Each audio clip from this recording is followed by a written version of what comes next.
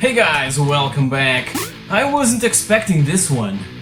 But as you know, Sony decided to close another awesome European studio that developed exclusive PlayStation titles, Evolution Studios.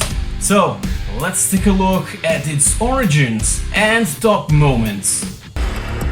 Ian Etherington, former financial director of Imagine Software and co-founder of Psygnosis, formed Evolution Studios along with Martin Kenwright back in '99, after Ian had been dismissed by Sony from his own company.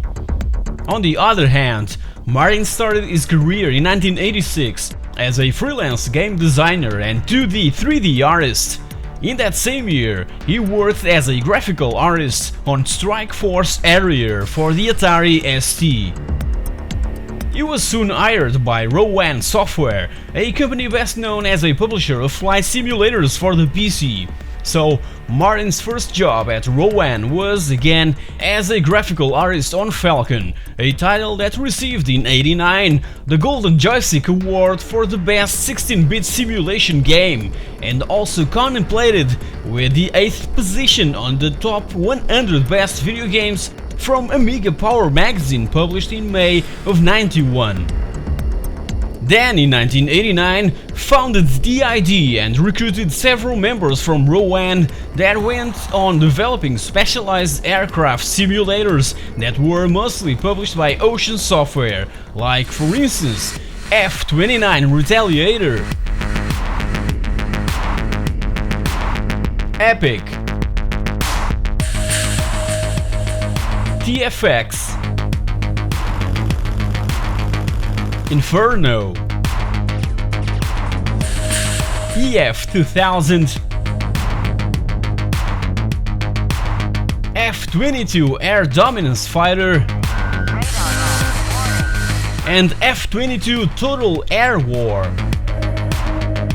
Then the studio was acquired by Ocean in 1998, who became Infogrames in '99.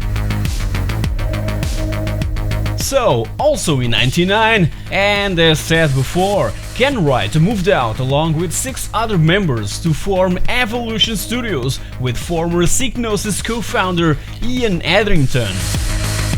They soon developed a racing demo on PC of multiple rally cars on a circuit, and Sony immediately hired them to start working on a licensed WRC title for the upcoming PlayStation 2.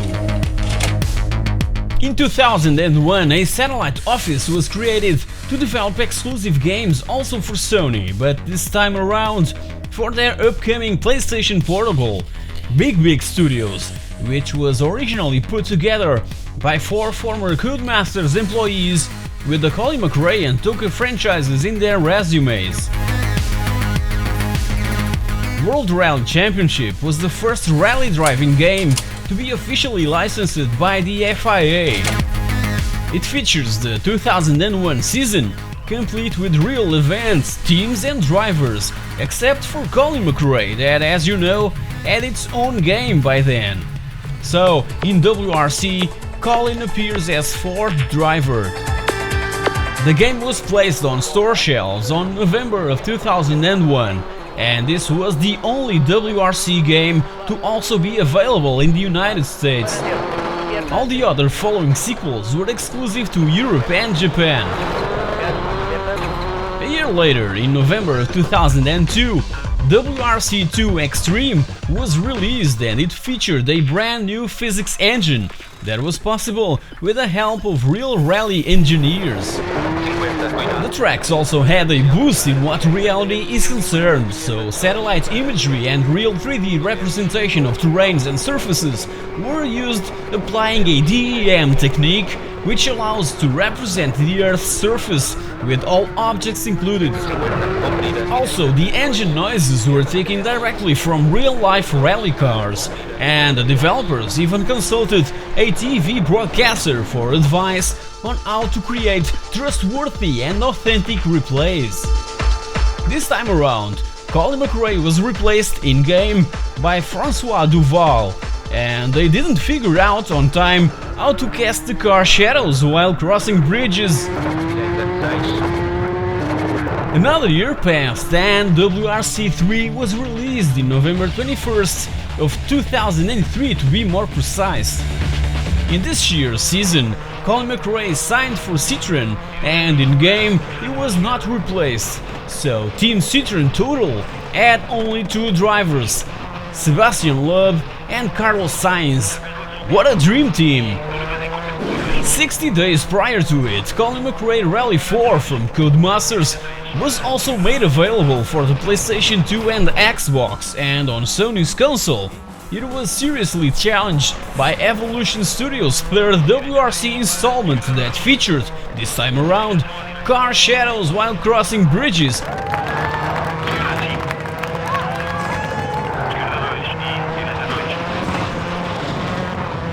November of 2004 saw the 4th officially licensed WRC video game, based on the 2004 WRC season, with a huge increase on the number of polygons used in each car model and featuring all rallies, teams and drivers. 2004 was the year in which, for the first time in over 10 years, Colin McRae failed to sign for a WRC team. Cars from Group N4 and Super 1600 were also included, and the game features a pro driver challenge. There is basically a career mode, where we start from scratch on a Super 1600 car and try to climb our way up to the more powerful WRC class. Finally, by October of 2005, the European exclusive WRC Rally Evolved was made available, the final PlayStation 2 game from Evolution Studios, and features a random event engine which can create certain dangers along the course, like animals crossing the road, crashed cars from other drivers, and a lot other unexpected situations. This one also includes the Group B monsters that we can use in certain special events. As for the tracks, these were reduced to just 3 per stage, but don't let that number fool you. These are beautifully detailed and realistically modeled, and you'll also get a bunch of rallycross stages in which you drive against other 3 AI drivers. 100, pela esquerda, cuidados, contra curva.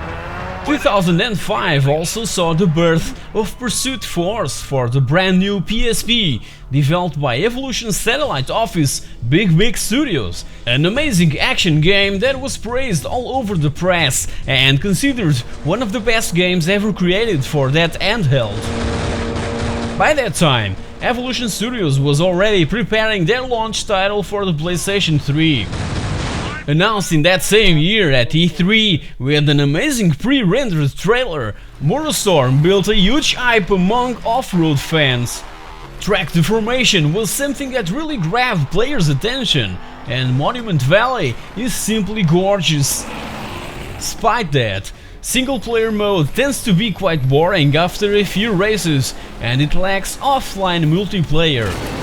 Even so, the game sold over 3 million copies around the world and was considered Racing Game of the Year by the Academy of Interactive Arts and Sciences in their 2008 awards, beating games like Dirt, Forza 2, Need for Speed Pro Street and Project Gotham Racing 4. In September of 2007, SCE announced the acquisition of both companies, Evolution and Big Big Studios. It was at this point that founders Ian and Martin left the company, with Mick Hawking taking over the operations as studio director not only at Evolution and Big Big, but also SCE Studio Liverpool, formerly known as Psygnosis. Sequels to MotorStorm followed, Pacific Rift in 2008 and Apocalypse in 2011, that explored and expanded that same formula with huge jumps, crashes and amazing locations with beautiful graphics. The franchise also arrived in 2009 to the PSP and the PlayStation 2 by the hands of Big Big Studios that released a spin-off, MotorStorm Arctic Edge. However, Big Big Studios was shut down by Sony in January of 2012, being Little Deviant, their final and only game released on the Vita. Still in 2012, Evolution Studios was already working for a brand new IP for the launch of the PlayStation 4, and to keep fans entertained, they released for the PS3 and Vita MotorStorm RC, only available through the PlayStation Network, with a Micro Machines kind of vibe, where we take the wheel of these little remote-controlled vehicles through those awesome and well-known MotorStorm landscapes. Meanwhile, in late 2013, the PlayStation 4 was placed on store shelves, but the brand new IP from Evolution Studios, Drive Club, was nowhere to be seen. It suffered various delays and was only released a year later, in October of 2014, and worst of all, and according to the press, it felt incomplete and filled with problems related to the online modes. Slowly, Sony started to dismember Evolution Studios, starting by letting off more than 50 employees in March of 2015, and a year later, the main door at Evolution Studios was completely and forever closed. I just wanna say thank you to Evolution Studios for bringing so many awesome and entertaining racing games through the years. The WRC franchise for the PlayStation 2 is something that I get back to really often, and all 5 games are among my favorites for that system. Farewell, Evolution Studios, you'll forever be remembered.